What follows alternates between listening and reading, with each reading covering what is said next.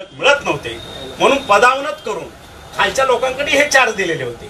आणि त्याच पद्धतीनं आता सुद्धा तात्पुरत्या स्वरूपात जोपर्यंत आपल्याला इलिजिबल कॅन्डिडेट मिळत नाही तोपर्यंत हे चार्ज दिलेले आहेत. आता जाहिराती आलेल्या आहेत, ज्या वेळेस आम्हाला ते कॅन्डिडेट मिळतील, आत्ताचा चार्ज हा काय परमनंट दिलेला नाही, तर ते चार्ज इमिजिएट त्या अप्रूव्ड, जर आपण डायरेक्टर असेल किंवा काय ॲज पर द नॉर्म्स त्यांच्याकडे तो चार्ज दिला जाईल. आणि त्याच्यामुळं आज संपूर्ण ह्या डिपार्टमेंटमध्ये लोकांच्या अशा अतिशय चांगल्या पद्धतीनं पल्लवी झालेल्या आहेत की आता रोस्टर तयार होत आहे, बिंदू नामावली तयार होते आणि आम्हाला ज्याला प्रमोशन म्हणून ते येत्या 6 महिन्यामध्ये मिळतील अशा पद्धतीची भावना माझ्या खात्यामध्ये चांगल्या पद्धतीने तयार झाली. दुसरी एक गोष्ट तुम्ही लक्षात घेतली पाहिजे की ज्या पद्धतीनं हे वर्ष दीड वर्ष झालं माननीय खासदार एका पेपरचे संपादक वर्ष दीड वर्ष ह्या खात्यामध्ये अजिबात लक्ष दिलं नाही ते. आणि अचानकच त्यांना 2 दिवसापूर्वी अधिवेशनाच्या तोंडावरती लक्षात आलं की नाही ह्या खात्यामध्ये फार मोठा भ्रष्टाचार चाललाय, प्रचंड मोठा भ्रष्टाचार चालला. तो कशात दिसला, कसा दिसला, कोणाकडून त्यांना रात्री स्वप्न पडलं हे मला माहित नाही. आणि म्हणून दिल्लीपासून गल्लीपर्यंत आम्हीही राजकारण करतो, आम्ही शिवसैनिक आहोत. त्याच्यामुळं आपल्या मागचा बोलवता धनी कोण हे सुद्धा आम्ही थोड्या दिवसात तुमच्या पुढे आणल्याशिवाय मी राहणार नाही. हा एक भाग आहे. आणि दुसरी गोष्ट, ज्या पद्धतीनं मी रिॲक्ट होतो किंवा ज्या पद्धतीनं माझी कामाची पद्धत आहे संपूर्ण मीडियानं संपूर्ण महाराष्ट्रानं बघितलेली आहे की अतिशय ट्रान्सपरंट स्वच्छ कारभार याला पहिलं प्राधान्य आहे. दुसरी गोष्ट, मी शिक्षकी पेशातला असल्यामुळं, मी प्राध्यापक असल्यामुळं how to behave with my colleagues, how to motivate my colleagues, I know it very वेल.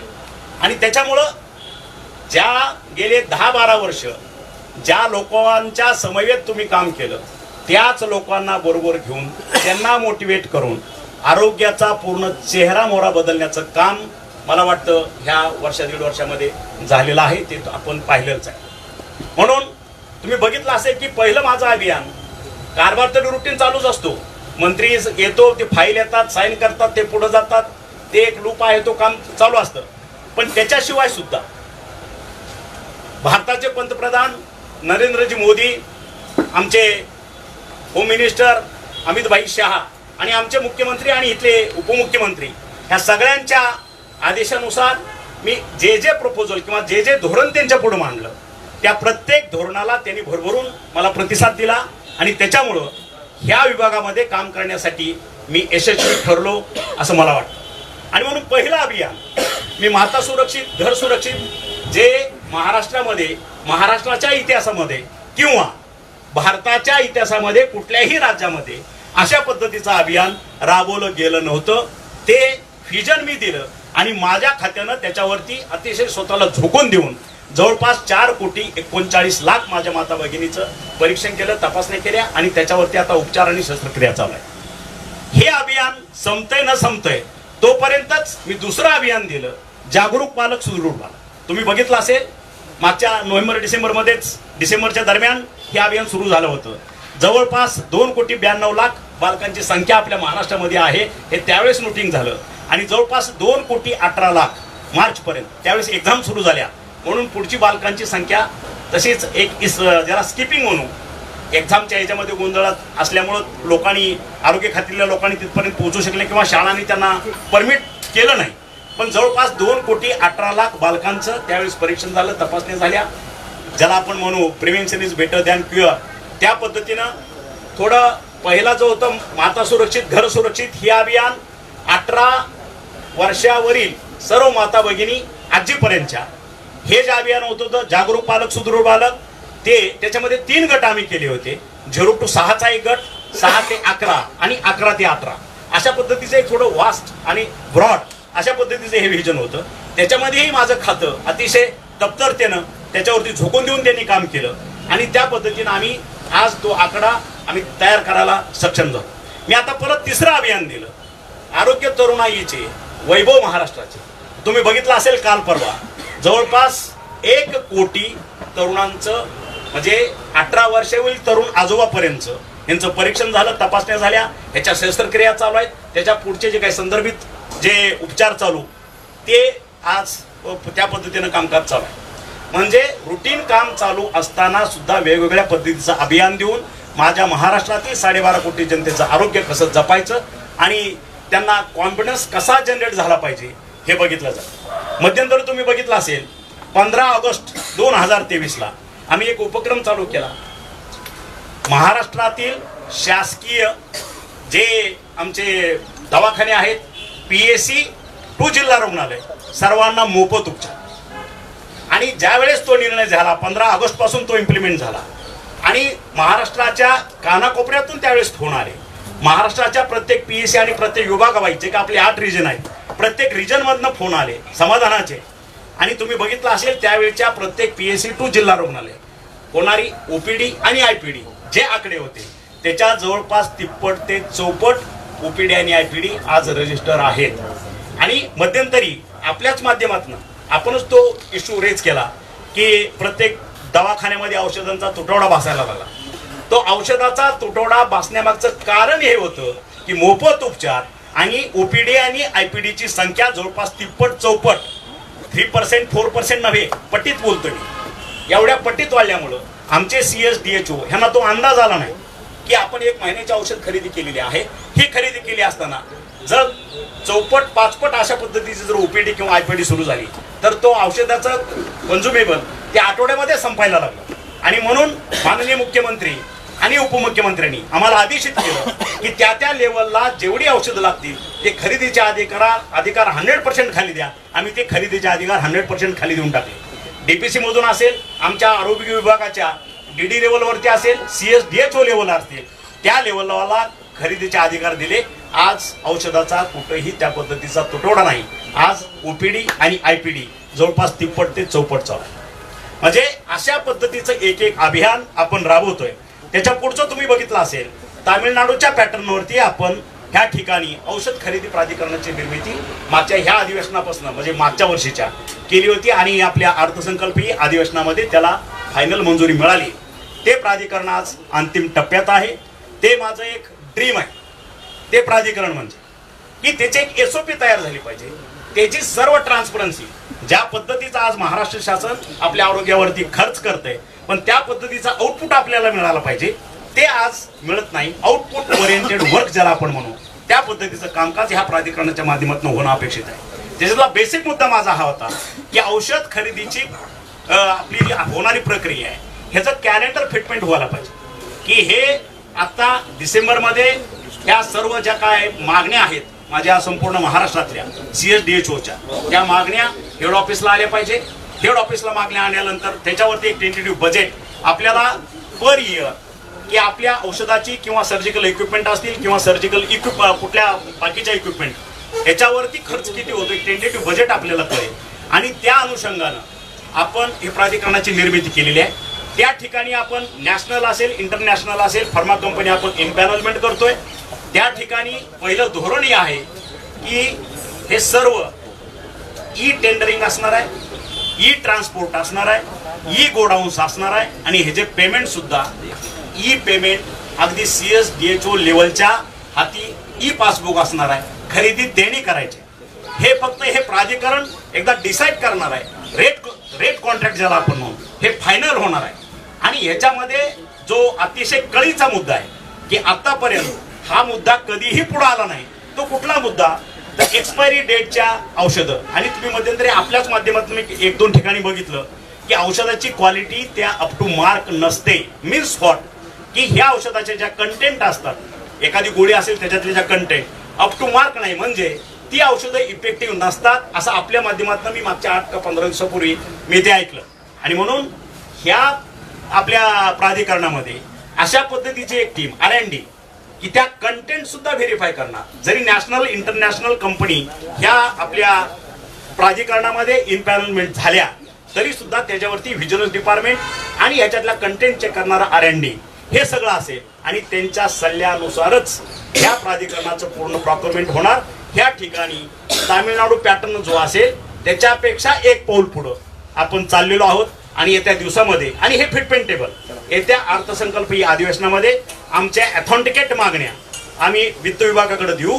त्या मागण्या दिल्यानंतर आम्हाला ती परमिशन मिळेल त्याच्यानंतर एप्रिलमध्ये आमचं टेंडरिंग होईल आणि त्या कंपन्या त्या डिस्ट्रिक्ट लेवलपर्यंत ई गोडाऊनमध्ये ई लॉजिस्टिकनं सगळा माल सगळे औषधं त्या ठिकाणी सप्लाय करतील. औषधाचा तुटवडा इथून पुढं कुठेही भासणार नाही, ही त्याच्या मागची संकल्पना होती. आणि म्हणून आज एक एक पाऊल पुढं आपण ज्या पद्धतीने चाललोय, प्रत्येक ठिकाणी तुम्ही बघितलं असेल की पीएससी पासून वेगवेगळ्या विभागातले प्रत्येक आमदार महोदयांच्या मतदारसंघामध्ये काही पीएससी अर्धवट बांधकाम चालू आहेत, काही कंप्लीट झालेले आहेत, काही त्या ठिकाणी मॅन पॉवर नाही म्हणून बंद आहे, काही ठिकाणी इक्विपमेंट नाही म्हणून बंद आहे.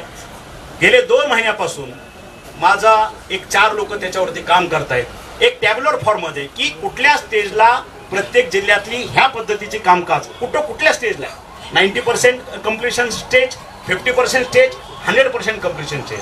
मॅन पॉवर कमी आहे का, सर्जिकल इक्विपमेंट आहे का, फर्निचर फिक्चर आहे का, ह्या पद्धतीचा टॅब्युलर फॉर्म करून ज्या दवाखाने आज लोकार्पण करण्याच्या तयारीत आहेत, पुढच्या महिन्यामध्ये जसं अधिवेशन संपेल हे सर्व दवाखाने लोकांच्या सेवेसाठी तत्पर आपण लोकार्पण करू. त्या ठिकाणी कुठलाही निधी आपण कमी पडू देणार नाही. एक प्रश्न असा आहे की थेट आरोप तुमच्यावरती झाले आहेत, तुम्ही आणि अब्रू नुकसानीचा दावा दाखल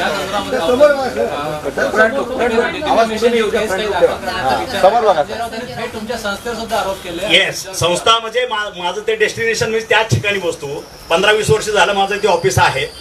आणि कदाचित संजय राऊत ज्यावेळेस आमची एकत्र सेना होती त्यावेळेस माझ्या ऑफिसला येऊन सत्कार घेऊन गेलेले आहेत त्या ऑफिसमधून. त्यांना माहित आहे माझा अंपायर काय आहे ते.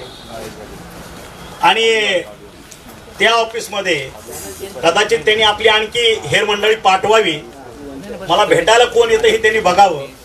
महाराष्ट्राच्या कानाकोपऱ्यातनं येणारे रुग्ण ज्याला गरज आहे माझे जे ओएसडी त्या ठिकाणी काम करतात 24/7 3 शिफ्टमध्ये माझे ओएसडी त्या ठिकाणी आम्ही ठेवलेले आहेत की मुख्यमंत्री सहाय्यता निधी असेल, रुग्णालयामध्ये कुणाला ऍडमिशन मिळत नसेल, कुणाला ॲम्ब्युलन्स मिळत नसेल, वैयक्तिक त्याला काय अडचण असेल, ह्या पद्धतीची सेवा उपलब्ध करून देण्याचं ते माझं हेडक्वार्टर आहे.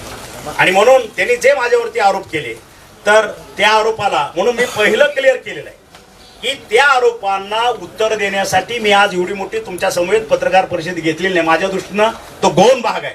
पण 12.5 कोटी जनतेनं माझ्यावर जो विश्वास ठेवला की हा मंत्री आरोग्यासाठी काहीतरी धडपडतोय, हे खातं चांगलं काहीतरी करतंय, आणि त्या लोकांचा कुठेही एक अविश्वास होऊ नये ह्याच्यासाठी मी हे पत्रकार परिषद घेतली. आणि म्हणून राहिला आपल्या प्रश्नाचं उत्तर.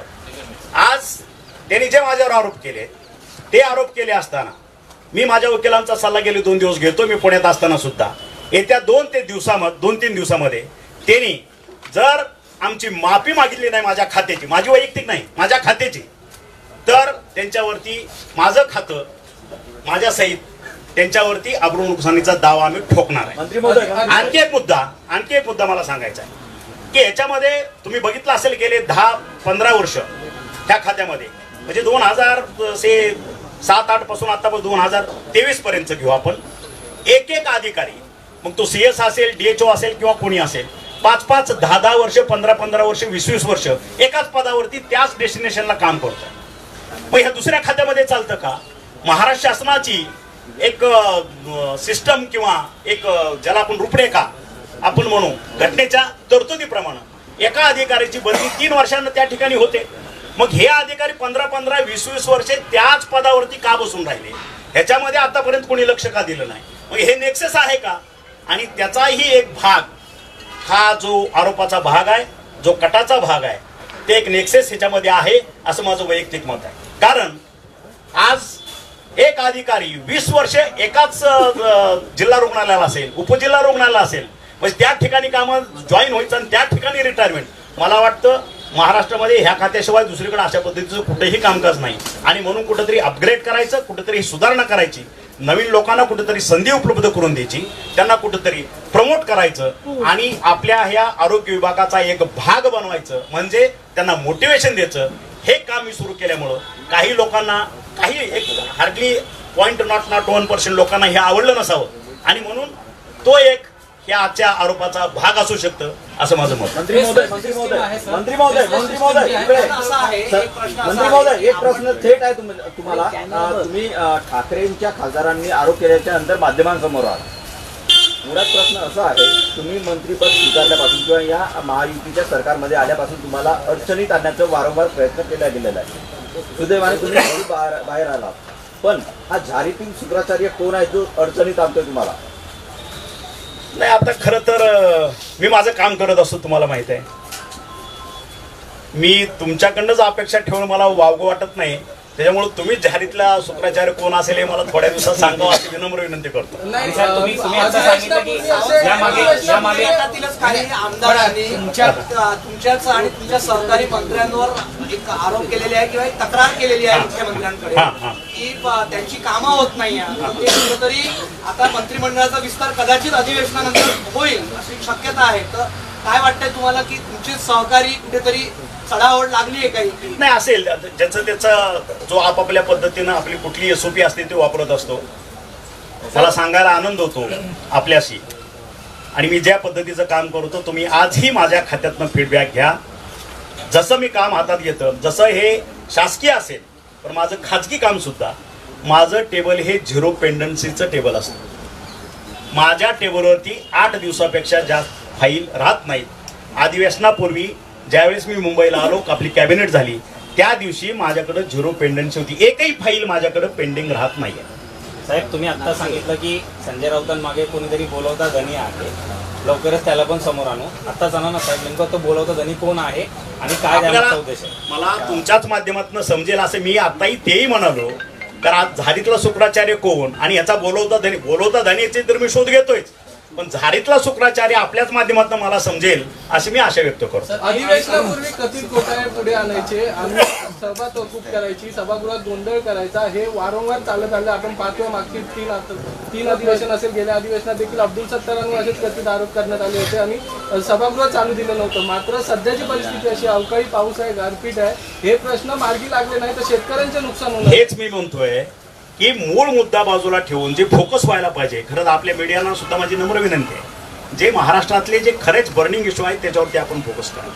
आणि गेले याच्यामधले आता अभियान रूपी मी तुम्हाला 3 कामं सांगितली. तुम्ही बघितलं असेल, आरोग्याची वारी पंढरीच्या दारी, ज्ञानेश्वरांनी जी पालखी सोहळा त्यावेळेसपासून सुरू केला, 300 वर्षापासून 400 वर्षापासूनचा आतापर्यंत अशा पद्धतीची आरोग्य व्यवस्था पंढरपूरमध्ये आपल्याच साक्षीनं तुम्ही सर्वजण त्या ठिकाणी बघितलंय. जवळपास 11.5 लाख वारकऱ्यांच्या तपासण्या आपण त्या ठिकाणी केल्या. नामदेव पायरीजवळ न भूतो न भविष्यती अशा पद्धतीचं 10 खाटाचं आपण ICU उभा केलं आणि जवळपास 154 वारकऱ्यांना लाईव्ह सपोर्ट देऊन त्यांचे प्राण वाचवले. हे कदाचित हे तुमच्या माध्यमातूनच तुम्ही त्याचे साक्षीदार आहात. आषाढीला केलं, त्याच्यानंतर तुळजापूरला सुद्धा अशा पद्धतीचं आपण महारोग्य शिबिर घेतलं. जवळपास 2-2.5 लाख तुळजापूरला येणाऱ्या भाविकांचं त्या ठिकाणी आपण तपासणी केल्या. तो तरी संदेश तेलंगणा असेल, कर्नाटक असेल, आंध्र असेल तिथपर्यंत गेला, कारण तिकडलेही भक्त तुळजाभवानीच्या मातेच्या दर्शनाला येतात. तुम्ही आता परवा बघितलं असेल कार्तिकेला सुद्धा 65 एकरामध्ये अशा पद्धतीचं महारोग्य शिबिर जवळपास 2 ते 2.5 लाख वारकऱ्यांची. त्यावेळेस दुष्काळ असल्यामुळं ही कार्तिक वारी त्या पटीत भरलेली नव्हती, लोकांची संख्या उपस्थिती अतिशय कमी होती, तरी सुद्धा 2 ते 2.5 लाख वारकऱ्यांच्या आपण तपासण्या आणि त्याच्यावरती उपचार आपण या ठिकाणी केले. म्हणजे काम तरी करायचंच आहे आपल्याला, आरोग्य अपग्रेड करायचं आहे. माननीय पंतप्रधान मोदी साहेब यांनी घोषणा केलेली आहे, भारताची अर्थव्यवस्था 5 ट्रिलियनची असली पाहिजे. आणि आपले महाराष्ट्राचे लाडके मुख्यमंत्री एकनाथजीभाई शिंदे आणि आमचे 2 उपमुख्यमंत्री यांनी सांगितलं की याच्यामध्ये महाराष्ट्र हा सिंहाचा वाटा उचलेल. जवळपास 1 ट्रिलियनची अर्थव्यवस्था महाराष्ट्र उभा करेल. आणि 1 ट्रिलियन अर्थव्यवस्था जर महाराष्ट्र उभा करायचा असेल तर त्या ठिकाणी माझे 12.5 कोटी जनतेचं आरोग्य हे सुदृढ असलं पाहिजे. आणि त्यासाठी मी स्वतः आणि माझा आरोग्य विभाग 24/7 ह्याच्यासाठी अतिशय तळमळीनं स्वतःला झोकून देऊन आम्ही काम करतोय. आणि तुम्हाला येत्या काही दिवसामध्ये दिसेल की महाराष्ट्र आरोग्यामध्ये भारतामध्ये 1 नंबरचं हे खातं झालेलं तुम्हाला दिसेल. आणि त्याच्यातला महत्वाचा भाग आता इथपर्यंत आपण चाललोय. ह्याच्यानंतर मी माझे मुख्यमंत्री, माझे उपमुख्यमंत्री यांच्या कानावरती विषय घातलेला आहे की येत्या काही दिवसामध्ये राईट टू हेल्थ हा विषय आपल्याला, हे सरकार आहे तोपर्यंत, म्हणजे आता 24लाच आम्ही परत लढणार, पुन्हा 24 नंतरही आम्हीच असणार आहे. कारण महायुतीत तुम्ही बघितलं असेल, आज देशाच्या प्रत्येक नागरिकाचा 125 कोटी जनतेचा विश्वास हा मोदी साहेबांच्या वरती आहे, ह्या NDA वरती आहे. आणि त्याचं रिफ्लेक्शन तुम्हाला महाराष्ट्रामध्ये दिसेल. आणि हे रिफ्लेक्शन महाराष्ट्रामध्ये कुठेतरी दिसायला लागलं म्हणून कुठंतरी हे डिस्टर्ब किंवा संभ्रमावस्थेत आणि कुठंतरी आता आपलं सगळं संपलंय म्हणून शेवटची एक धडपड म्हणून प्रत्येक तुम्ही म्हटलं की प्रत्येक अधिवेशनाला एक कुठला तरी मंत्री धरा आणि त्याच्यावरती षड्यंत्र रचायचं आणि त्याला आरोपीच्या पिंजऱ्यात उभा करायचं. पण अशा पद्धतीला महाराष्ट्राची जनता किंवा या पद्धतीचा कुठलाही षड्यंत्र या ठिकाणी चालणार नाही. कारण योग्य वेळी दूध का दूध आणि पाणी का पाणी झाल्याशिवाय राहणार नाही. एवढंच मी आज ह्या निमित्तानं सांगतो. आणि आज लोकसभा निवडणूक फेब्रुवारी मार्च मध्ये लागतील अशी शक्यता वर्तवली जाते. लोकसभा निवडणूक ह्या मार्च किंवा फेब्रुवारी मार्च मध्ये लागतील अशी शक्यता वर्तवली जाते. सरकारी पातळीवर काही हालचाल सुरू आहे का? काय वाटतं तुम्हाला फेब्रुवारी मार्च मध्ये? नाही, आम्ही आमचं रुटीन काम करतोय. आमचे वरिष्ठ जे आहेत मुख्यमंत्री उपमुख्यमंत्री साहेब योग्य वेळी आम्हाला दिशा देतील त्यावेळेस त्या पद्धतीनं कामकाज चालू असेल. साखर कारखान्याच्या जे आहेत आणि त्या साखर कारखान्यापासून ऊसापासून जे इथेनॉल होतं आणि इथेनॉल बंद करण्यासाठी केंद्र सरकारच्या वतीने एक अध्यादेश काढण्यात आला आहे की याचा वापर करू नका.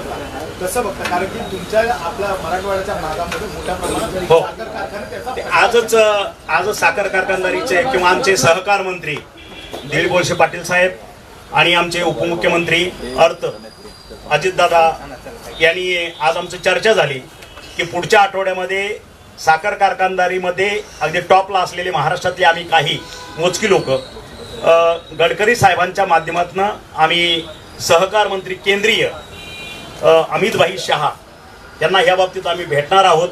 कारण अशा पद्धतीचा जर निर्णय झाला तर ऊस उत्पादक शेतकऱ्यांना त्यांच्या अपेक्षेइतका भाव आम्ही देऊ शकणार नाही अशी भूमिका अजितदादांनी मांडली. आणि त्याच्यासाठी पुढच्या आठवड्यात आमचं डेलिगेशन आम्ही केंद्रीय सहकार मंत्र्यांना भेटण्यासाठी जात आहोत.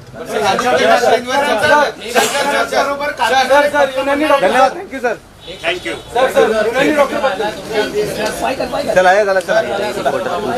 सिस्टीम जी आहे त्या संदर्भात काय सांगताल? ज्या पद्धतीने यापूर्वी काय सांगताल?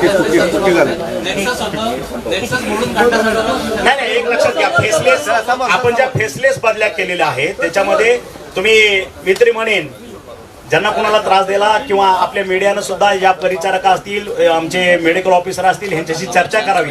त्यांचे आनंदित चेहरे तुम्हाला पाहायला मिळतील. आणि ह्या फेसलेसमध्ये पुन्हा विनंती बदल्या होत्या त्याच्यामध्ये सुद्धा मी एक कमिटी नेमलेली आहे. सेक्रेटरी आणि आपले आयुक्त यांच्या मार्गदर्शनाखाली. आणि त्या कमिटीतनंही काही समजा विनंती बदल्या राहिल्या तर त्याच्यावरती हाय पॉवर कमिटी एक नेमलेली आहे की त्या लोकांना न्याय देण्यासाठी. अशी त्रिस्तरीय एक सिस्टम या आरोग्य विभागामध्ये पहिल्यांदा उभा केलेली आहे बदल्यांच्यासाठी. त्याच्यामुळे अशा पद्धतीच्या बदल्याचे आरोप हे कोणीही मान्य करणार नाही, मी मान्य करणार नाही. कारण तुम्हाला हे प्रूफ प्रत्येकाला आज ह्या सगळ्याचं एक एक फोल्डर तुम्हाला मिळेल. Go through that. आणि आणखी काही शंका असेल तर परत आपण पुढच्या आठवड्यात परत एकदा